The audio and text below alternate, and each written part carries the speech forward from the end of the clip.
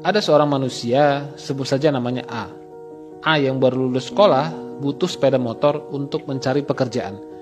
Ayahnya yang seorang buruh pabrik memberikan motor bekasnya yang masih bagus untuk dipakai A mencari pekerjaan. Di sini A masih sangat murni, masih bebas dari utang dan cicilan. Setelah diterima kerja, motor ayahnya dijual untuk dijadikan DP membeli motor baru dengan cicilan 5 tahun. Tujuannya agar terlihat lebih keren karena A sudah punya pekerjaan. 5 tahun bekerja, gaji A bertambah. Kemudian motornya dijual untuk dipakai DP mobil baru dengan cicilan 5 tahun, tujuannya agar terlihat keren. Setelah itu, A bekerja lebih keras dan rajin untuk membayar cicilan mobilnya. 10 tahun bekerja, akhirnya A menikah dan memiliki anak. Kemudian A meminjam uang dari kantor untuk dipakai DP rumah dengan cicilan 25 tahun.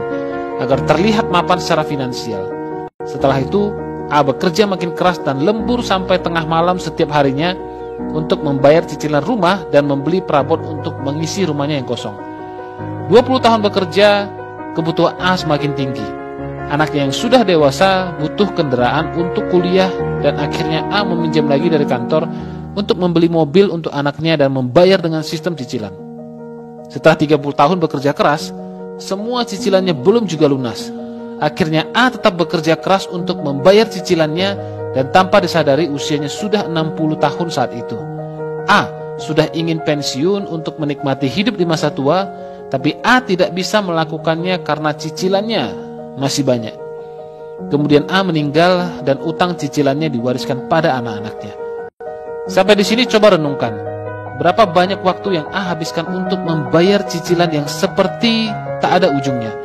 Selesai cicilan lama, muncul lagi cicilan yang baru. Begitulah manusia. Lahir di dunia ini tak pernah menyadari untuk tujuan apa sebenarnya Tuhan menciptakan dia hidup di dunia ini. Apakah tujuan manusia hidup hanya untuk membayar cicilan seumur hidupnya? Bukan. Manusia diciptakan di dunia ini untuk menikmati dunia ini dengan bahagia dan bebas. Bukan terikat pada pekerjaan dan utang yang tak ada ujungnya.